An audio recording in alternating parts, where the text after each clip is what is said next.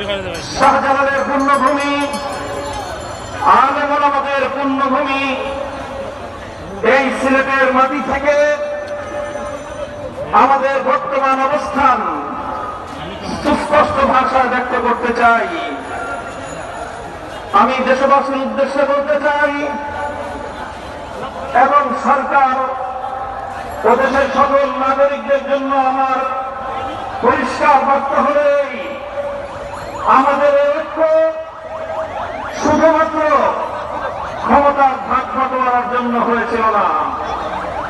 আমাদের ঐক্য শুধুমাত্র আমাদের এই রাজনৈতিক 11টি দলের ভাগ্য করার জন্য আমরা ঐক্য করি নাই।